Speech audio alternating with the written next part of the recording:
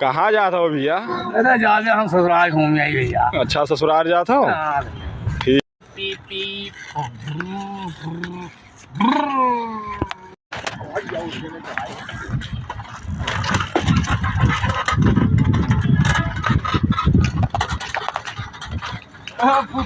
ये क्या करता हो?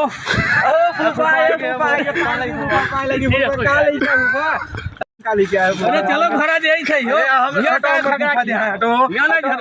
चलो वहाँ दे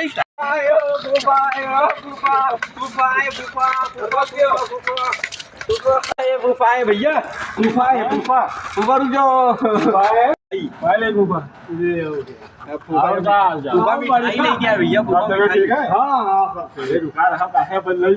अरे भैया मिठाई लेके आए। चलो फूफा पानी वानी पी लो। चलो अंदर बा। रुको।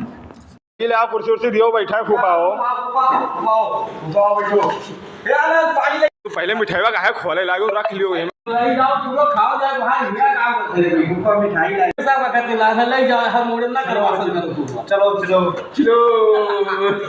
यो फूफा मिठाई लेके आया।